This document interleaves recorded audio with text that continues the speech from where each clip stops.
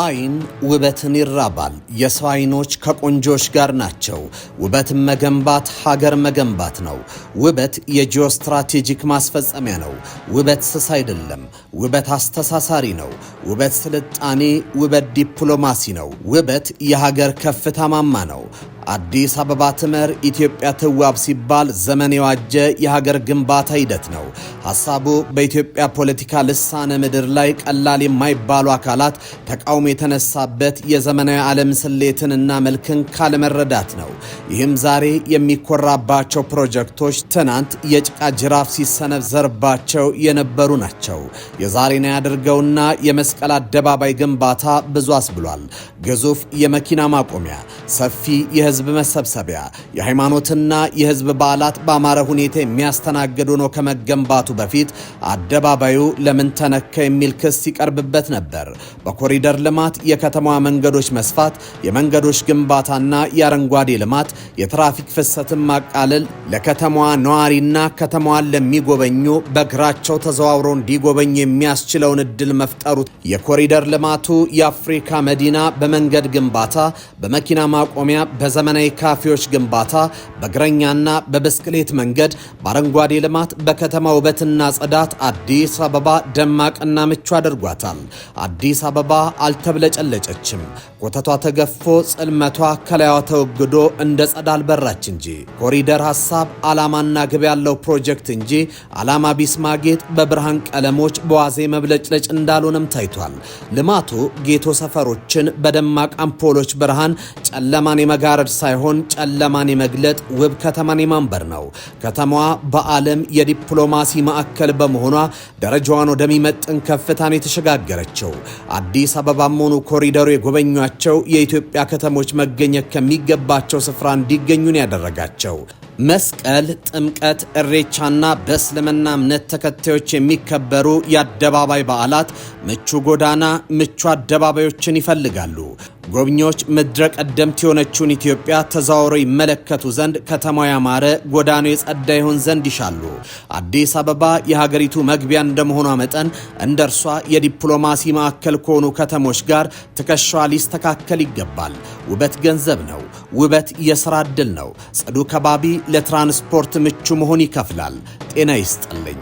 የኢትዮጵያ የቱሪዝም ሀብትን ለማሸጋገር የተሰራውን ሥራ እየቃኘን አብረናችሁን ቆያለን። አብራችሁን ቆዩ። የኮሪደር ልማት ዋነኛ ዓላማ እና ሐሳቤ ሕዝቡን ለመጪው ዘመን ማዘጋጀትና መጪውን ዘመን ለሕዝብ ማዘጋጀት ነው።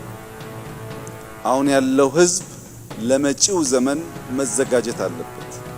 መጪው ዘመን ከተሜነት የተስፋፋበት፣ ቴክኖሎጂ ያደገበት፣ የሰው ልጅ ክብር የሚያገኝበት፣ ስራ ውሎ ወደ ቤቱ ሲመለስ ከነበረበት ከባቢ ወጥቶ በሚሄድበት ከባቢ አዳዲስ ነገር እያየ ከተፈጥሮ ጋር እየተስማማ ማረፍ ቢያስፈልገው እያረፈ በሰው ልጅ ክብር ልክ እየተጸዳዳ የሚንቀሳቀስበትን ከተማ ከባቢ መፍጠር የመጪው ዘመን ትልም ነው። ኢትዮጵያ ትቀድማለች። በዓለም የታሪክ ምዕራፍ ላይ ምድረ ቀደምት ናት። ክርስትና ከእስራኤል ቀጥሎ በኢትዮጵያ ተሰብኳል። ከኪንግ ጄምስ የእንግሊዘኛ ትርጉም በፊት መጽሐፍ ቅዱስ ወደ ግዕዝ ተተርጉሟል። ኢትዮጵያዊ ጃንደረባ ክርስትናን የተቀበለው ሮምና ግሪክ ወንጌል ከመሰበኩ አስቀድሞ ነው። እስልምና ከመካ ቀጥሎ አክሱም ላይ ተነግሯል። የመጀመሪያው ሂጅራ የተካሄደው ወደ ኢትዮጵያ ነው። በእስልምና እምነት ትልቅ ቦታ ያለው ቢላል ኢትዮጵያዊ ነው። ሳይንሱ ኢትዮጵያ ምድረ ቀደምት ይላታል። ሉሲና ሰላምን የመሰሉ ጥንታዊ የሰው ዘር ቅሪተ አካል የተገኙት ኢትዮጵያ ውስጥ ነው። የቡና መገኛ ኢትዮጵያ ናት። የራሷ ፊደል፣ ቁጥርና የዘመን አቆጣጠር ያላት ቀደምት ናት። ባዶ የተጎናጸፈችው ድል የጥቁር ሕዝቦች የነጻነት ተምሳሌት በመሆኗ የፓን አፍሪካ መነሻ መገኛም አድርጓታል። ኢትዮጵያ በአፍሪካ ታሪካዊ ስፍራዎች የተጎናጸፈች ሀገር ናት። የአክሱም ሐውልቶች፣ የላሊበላ ውቅር አብያተ ክርስቲያናት፣ የጎንደር ቤተ መንግስቶችና የሐረር ግንብ፣ የሶፍ ዑመር ዋሻዎች፣ የጥያ ትክል ድንጋዮችና ሌሎችም ተጠቃሽ ናቸው። በፓርኮችና በብርቅዬ የዱር እንስሳት ሀብት መንበሽበሿ ምርጥ የቱሪስት መዳረሻ ስፍራ ያደርጋታል። ፓርኮቿና ጥብቅ ደኖቿ ኢትዮጵያ ሙሉ ያደርጓታል። ላሊበላና አክሱም በክርስትናው ልዩ ቦታ ያላቸው ስፍራዎች ናቸው። ሐረር በእስልምናው አራተኛዋ ቅዱስ ከተማ ናት። ውቅሮ ያልነጃሺ መስጊድና የመጀመሪያ ሰሃቦች ማረፊያ ናት። የኢትዮጵያ መንግስት ከአምስቱ ቁልፍ የኢኮኖሚ አምዶች መካከል ቱሪዝም አንዱ ነው። የዓለማችንን ከአጠቃላይ ሀገራዊ ምርት 10% የሚሸፍነው ቱሪዝም ለአንዳንድ ሀገራት የኢኮኖሚ አበርክቶ ትልቅ ነው። ዛሬ በዓለማችን ላይ የሰዎች ፍላጎትና የኑሮ ዘይቤ እየተቀየረ በመምጣቱ የቱሪዝም ዘርፉ በብዙ ዘርፎች ተከፋፍሏል። እኚህ ዘርፎችን ለይቶ መንቀሳቀስ ሀገር ማግኘት ያለባትን እንድታገኝ ያስችላታል።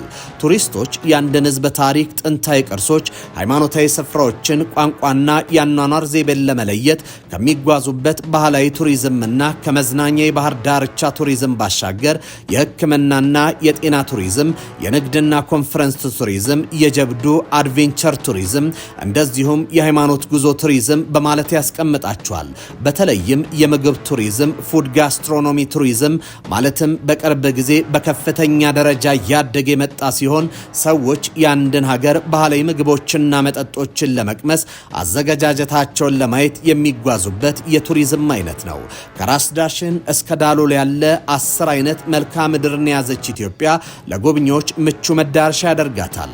የዚህ ሁሉ ሀብት መነሻ የሆነችው ሀገረ ኢትዮጵያ በልኳ ለመግለጥና ለማስተዋወቅ የተሰሩ የኮሪደር ልማት ስራዎች ለቱሪዝም መዳረሻዎች የደም ስር በመሆን ሀገር በጸጋዋቻ ከቱሪዝም ሀብቱ በልክ እንድትሰፍር ያደርጋታል። ቱሪዝም ዋናው ታርጌቱ ሀብት ብቻ ማመንጨት አይደለም። የሀገርን ገጽታ መገንባት፣ የቱሪስትን ፍሎ መጨመር፣ በጣም ሰላማዊ የሆነ ኤክስፒሪየንስ እንዲኖራቸውና አይረሴ ማድረግ ነው። ኢትዮጵያ የምትታወቀው ከዚህ በፊት እንደው በሌጀር ቱሪዝም የምንለው የሆነ ባክፓከር ይመጣል፣ ሀገር ያያል፣ ባህል ይጎበኛል፣ ታሪክ ይጎበኛል፣ መልካም ምድራችን አይቶ ይሄዳል። እዚህ ውስጥ ግን የቢዝነስ ቱሪዝሙ በጣም ዊክ ነው የነበረው። ስለዚህ አንዱ የተሰጠን ዳይሬክሽን በኋላም የመሰረተ ልማት ዝርጋታዎች ሲመጡና ብልጥሞን ስንጀምር አንዱ ያመጣነው ኮንፈረንስ ቱሪዝም ነው። እንዳልሽ በ2016 ከ30 የሚበልጡ አልነበሩም። 2017 ግን 5 እጥፍ ነው የነበረው። 156 ኢንተርናሽናል ኮንፈረንሶች ሰበሩ። ያንዳንዱ ሚኒስቴር መስሪያ ቤት አዘጋጅቷል፣ በግል ተቋማት አዘጋጅቷል፣ ተጠሪ ተቋማቶች አዘጋጅቷል። እንግዲህ 156 ስንል ቁጥራቸው በትንሹ ከ300 እስከ 25000 ሰው ነው። አብዛኛው የትልቁ የቱሪዝም ፖቴንሻል ቅርስ ነው። ከዛ ውጪ ያለው አሁን ኢትዮጵያ ከዛ ውጪ ሞክረዋለች፣ ጀማምረዋለች የምንለው ይሄ ከሪዞርት ቱሪዝም ጋር ያለውና ከማይስ ቱሪዝም ጋር ያለው የጉባኤና የመዝናኛ ቱሪዝም የኢትዮጵያ የኮሪደር ልማት ፋይዳው ብዙ ነው። የመሰረተ ልማት ለስራ ዕድል ፈጠራና ለኢንተርንሺፕ እድገት እጅግ ወሳኝ ነው። ይህ ግዙፍ የኮሪደር ልማት ግንባታ ሂደት በሺዎች ለሚቆጠሩ ወጣቶችና የሀገር ውስጥ ባለሙያዎች ሰፊ የስራ ዕድል በመፍጠር ረገድ ቀዳሚውን ስፍራ ይዛል። ወጣቶች በፕሮጀክቱ የተለያዩ የስራ ዘርፎች ላይ በመሳተፍ የሚያገኙ ገቢ እንደ መነሻ ካፒታል በማገልገል ወደ ተለያዩ የኢንተርንሺፕ ስራዎች እንዲሸጋገሩና የራሳቸውን ቢዝነስ እንዲመሰርቱ ትልቅ በር ከፍቶላቸዋል። ይህም የወጣቱን የኢኮኖሚ ተጠቃሚነት ከማረጋገጡም በላይ በስራው ሂደት የሚቀስሙት ዕውቀትና ልምድ ለወደፊት የስራ ህይወታቸው እንደ ትልቅ አቅም ሆኗቸዋል። ከዚህ ባለፈ ልማቱ የፈጠራ ሰዎችን በማበረታታትና የሀገር ውስጥ አምራቾች ምርቶቻቸውን ለግንባታ እንዲያቀርቡ እድል በመስጠት ለሀገሪቱ የኢንዱስትሪ እድገት ጠንካራ መሰረትን ጥሏል። ብዙዎች ከቀን ሰራተኝነት ወደ ጥቃቅንና አነስተኛ ኢንተርፕራይዝ ባለቤትነት እንዲሸጋገሩ በማድረግ የኮሪደር ልማቱ የስራ አጥነት ችግርን ለመቅረፍና ዜጎች በሀገራቸው ሰርተው እንዲለወጡ በማስቻል እንደ ትልቅ የኢኮኖሚ ሞተር ሆኖ እያገለገለ ይገኛል። ይህ ተጨባጭ በተለያዩ ዓለም አቀፍ የምርምር ተቋማት ጥናቶች የተደገፈ ነው። ለማሳያነት የዓለም አቀፍ የሥራ ድርጅት ILO ባሳተመው ያሳተመው ኢንፍራስትራክቸር ኢንቨስትመንት አስ ኤ ቱል ፎር ጆብ ክሪኤሽን የተሰኘ በትላልቅ የመሰረተ ልማት ግንባታዎች ላይ የሚደረግ ኢንቨስትመንት የሥራ ዕድል አብዢ ውጤት ኢምፕሎይመንት መልቲፕላየር ኢፌክት አለው ይላል። ይህም ማለት በቀጥታ ግንባታው ላይ ለሚሳተፉ ዜጎች ብቻ ሳይሆን በጥሬ ዕቃ አቅራቢዎችና በአገልግሎት ሰጪ ድርጅቶች ውስጥ ሰፊ የሥራ ዕድልን ይፈጥራል።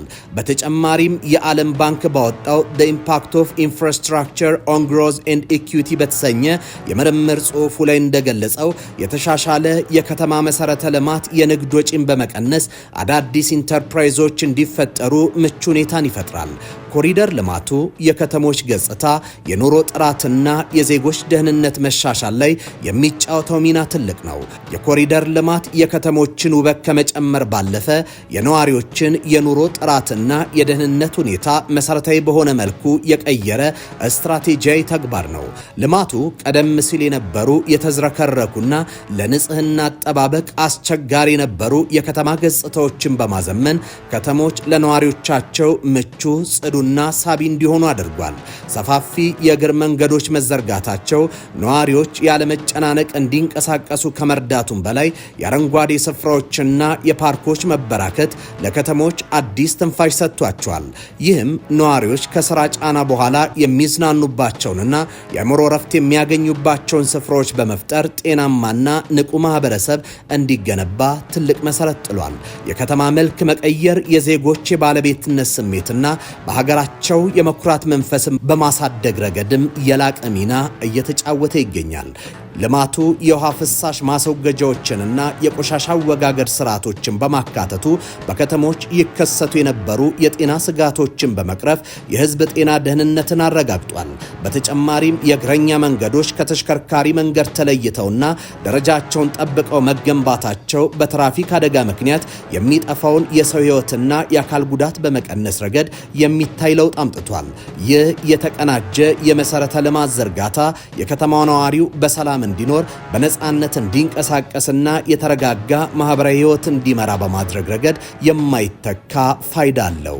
የቱሪዝም መዳረሻዎች መስፋፋትና የውጭ ምንዛሬ ግኝት ሌላው የኮሪደር ልማት ውጤት ነው። ኢትዮጵያ ያላት ጥልቅ ታሪካዊና ተፈጥሯዊ ሀብቶች ለዓለም ለማስተዋወቅ የከተሞች ውበትና ምቾት ወሳኝ ሚናን ይጫወታሉ። የኮሪደር ልማቱ ቀደም ሲል ትኩረት ያልተሰጣቸውን ስፍራዎች ወደ ዘመናዊ የቱሪስት መዳረሻነት በመለወጥና አዳዲስ የመዝናኛ ስፍራዎችን በመፍጠር ከተሞች የውጭ ጎብኚዎችን የመሳብ አቅማቸውን እንዲጨምር አድርጓል። ይህ በቱሪዝም ዘርፉ የሚገኘውን ገቢ ከመጨመር ባለፈ የሀገሪቱን ገጽታ በዓለም አቀፍ መድረክ በመገንባትና የውጭ ኢንቨስትመንትን በመሳብ ረገድ የላቀ አስተዋጽኦ እያበረከተ ይገኛል። ጽዱ፣ ደህንነታቸው የተጠበቀና ሳቢ የሆኑ ኮሪደሮች ለቱሪስቶች ምቹ የከተማ ሁኔታን በመፍጠር የቆይታ ጊዜያቸውን እንዲያራዝሙና ወጪያቸውን እንዲጨምሩ የሚያበረታታ ስትራቴጂያዊ ስራ ነው። የዓለም የቱሪዝም ድርጅት ሰስተነብል አርባን ቱሪዝም ኦፖርቹኒቲስ ኤንድ ቻሌንጅስ የተሰኘ ጥናት እንደሚያመለክተው የከተማ መሰረተ ልማትና ውበት መሻሻል በቀጥታ ከቱሪስቶች እርካታና ከውጭ ምንዛሬ ግኝት እድገት ጋር የተያያዘ ነው ይላል። የከተማ ኮሪደሮች መታደስ የአንድን ሀገር የቱሪዝም ተወዳዳሪነት በማሳደግ ረገድ ወሳኝ መሆናቸውንም ያሰምርበታል። በአጠቃላይ የኮሪደር ልማቱ ኢትዮጵያን በዓለም አቀፍ የቱሪዝም ካርታ ላይ ያላትን ቦታ ከፍ እንዲል በማድረግ ዘርፉ ለሀገር ውስጥ ምርት ጂዲፒ የሚያበረክተውን ድርሻ ለማሳደግ ጉልህ ሚና እየተጫወተ ይገኛል። ይህ ብቻ አይደለም። የትራፊክ ፍሰት መሳለጥና የኢኮኖሚ ምርታማነት ትስስርን ጨምሯል። በኢትዮጵያ ከተሞች እየተከናወነ ያለው የኮሪደር ልማት ቀደም ሲል የነበሩ ጠባብ መንገዶች ይፈጥሩት የነበረውን ከፍተኛ የትራፊክ መጨናነቅ በመቅረፍ በሀገሪቱ የኢኮኖሚ እድገት ላይ ተጨባጭና አወንታዊ ተጽዕኖ እያሳደረ ይገኛል። የተለያዩ የከተማ ፕላን ምሁራን እንደሚያስረዱት ሰፋፊና የተቀናጁ የትራንስፖርት ኮሪደሮች የአንድን ሀገር የኢኮኖሚ ምርታማነት በቀጥታ የመጨመር አቅም አላቸው። በተለይም በለንደን የኢኮኖሚክስ ትምህርት ቤትና በዓለም ባንክ የወጡ ጥናቶች እንደሚያመለክቱት የትራፊክ መጨናነቅን በመቀነስ የጉዞ ጊዜ ማሳለጥ የሰው ኃይል በስራ ገበታው ላይ የሚኖረውን ንቁ ተሳትፎ ይጨምራል። አዲስ አበባን የሚያዩ የተለያዩ ሀገር ዜጎች ሲመጡ የሚነግሩን ኮሜንቶች ያስፈራሉ። ከዚህ ቀደም ለአዲስ አበባ የነበራቸው ምልከታ፣ የነበራቸው እይታ፣ የነበራቸው እሳቤ አሁን ተለውጠው ሲያዩት እኛ እኮ እንዲህ ነበር የምናያችሁ ብለው ሲናገሩ ያንን ቃል አሁን ደግሞ ለመናገር ይከብዳል። እኛ እንደምናስበው ሳይሆን ሰዎች በብዙ የቆሸሽን ቆሻሻ የምንወድ ቆሻሻ የተስማማን ለመለወጥ ያልተዘጋጀን ምኞት ህልም የሌለን ለዚያም የማንተጋ አይነት ሰዎች አድርገው ነበር የሚገነዘቡት። ያን እሳቤ መስበር ተችሏል። ልጆቻችን ተስፋ አላቸው። የተሻለ ከተማ ሞደርን ከተማ እየፈጠርን ነው። እዚህ ውስጥ መዘመን አለ። እዚህ ውስጥ መሰረተ ልማት አለ። እዚህ ውስጥ የስማርት ሲቲ ግንባታ ፋውንዴሽን አለ። ከ3.2 ሚሊዮን ዓመታት በላይ ዕድሜ ያስቆጠረው የሉሲ ወይም የድንቅነሽ አጽም የአረቢካ ቡና ዝርያ የዓለማችን ረዥም ወንዝ ጥቁር አባይ የኤርታሌ እሳተ ገሞራ ሐይቅና የዓለማችን እጅግ ረባዳማና ሞቃታማ ስፍራ ዳሎል የሚገኙት በኢትዮጵያ ነው። ከነዚህ ሌላ ለመዝናናት አመቺ የሆኑ በርካታ የስምጥ ሸለቆና ፍል ውሃዎች እንዲሁም የዱር እንስሳ ፓርኮች መጠበቂያዎች ይገኛሉ። ኢትዮጵያ ውብ ናት። ውበት ብሔራዊ ሀብት ነው። ጂኦፖለቲካ ፋይዳው ትልቅ ነው። ውበት ላይ ማረፊያ የሚሆን ጌጥ ብቻ አይደለም። ውበት የብሔራዊ መልክና የህልውና መሰረት ስትራቴጂ ነው። ውብ ከተማ ለቱሪስት መጎብኛነት የሚውል ስፍራ ብቻ ሳይሆን በዓለም አቀፍ ደረጃ የሚከበር የሚወደድና በማናቸውም ሁኔታ ሊጠበቅ የሚገባው ታላቅ የጂኦፖለቲካ ሀብት ነው። ይህም ለአንድ ሀገር የማይተካ ስነ ልቦናዊና ኢኮኖሚያዊ ዲፕሎማሲያዊ ካፒታልን ይፈጥራል። ኢትዮጵያ አሁን ባለችበት ብሔራዊ ታድሶ ወቅት ከተሞች የስልጣኔ መነቃቂያና የለውጥ ምልክት በማድረግ የሀገር ልዕልና ስልጣን በመገንባት ላይ ትገኛለች። የከተማ ውበት የአንድን ህዝብ ያስተሳሰብ ልዕልና፣ የሥራ ዲሲፕሊንና ለስልጣኔ ያለውን ዝግጅት ለዓለም የሚናገር ዲፕሎማት ነው። ከተሞች ሲያምሩ የዜጎች ስነ ልቦና ጥንካሬ ይገነባል፣ የውጭ ኢንቨስትመንት ይሳባል፣ ሀገር በዓለም መድረክ ያላት ተደማጭነት ይጨምራል። በመሆኑም ውበት ለኢትዮጵያ የውጭ ፖሊሲና የውስጥ አንድነት ግንባታ እንደ ዋነኛ መሳሪያ ተደርጎ ሊወሰድ ይገባል። ውብ ከተሞች የቅንጦት አይደሉም፣ የሀገር ልዕለ ስልጣን ናቸው። የከተማ ውበትና ጽዳት በአንድ ሀገር እድገት ውስጥ የህዝብን በራስ መተማመንና ብሔራዊ ኩራትን የሚቀይር ስነ ልቦናዊ ስልጣን የዓለም መንግስታት አክብሮትና ድጋፍ የሚያስገኝ ዲፕሎማሲያዊ ስልጣን እንዲሁም በግጭቶችና በችግር ወቅት እንደ ሞራል ጋሻ የሚያገለግል ስትራቴጂያዊ ከለላ ናቸው። ውበት የሀገርን አቅምና የኃይል ሚዛን የሚቀይር ጥራት ያላቸው ዓለም አቀፍ ኢንቨስተሮችን በመሳብ ዓለም አቀፍ የሞራል ጋሻ በመፍጠርና የዜጎች ለሀገራቸው ያላቸውን ፍቅርና ኩራት ይጨምራሉ። በተጨማሪም ከተሞች ሲያምሩና ሲጸዱ ስለ ሀገሪቱ መረጋጋት፣ ብስለትና የማስተዳደር ብቃት ለዓለም ህብረተሰብ የሚናገሩ ታላቅና ድምፅ አልባ የታሪክ መሳሪያ ሆነው ያገለግላሉ። ኢትዮጵያ አሁን ባለው ፈጣን የከተማ መስፋፋት፣ የህዝብ ቁጥር መጨመርና ጂኦፖለቲካዊ መነቃቃት ወቅት ከተሞቿ አዲሱን የሀገሪቱን ከፍታና ተስፋ እንዲያንጸባርቁ እንዲሁም የአዲሱ የሐር መንገድ አካል የሆኑት የኮሪደር ስትራቴጂዎች ስኬታማ እንዲሆኑ በከተማ ውበትና ስትራቴጂ ላይ አሁኑኑ በቁርጠኝነት ከዚህ በበለጠ መስራት ይገባል። ውበትን መገንባት ማለት ሀገርን መገንባት ነው። ውበት ለስላሳ አይደለም። ውበት ደካማ አይደለም። ውበት ስልጣኔ ነው። ውበት ዲፕሎማሲ ነው። ውበት የሀገር ከፍታ ነው። የተከበራችሁ የኢትዮ መልሕቅ ቤተሰቦች የዛሬው መልሕቃችን እዚህ ላይ ያበቃል። በሌላ ዝግጅት እስክንገናኝ በያላችሁበት ሰናይ ጊዜ ሆንላችሁ።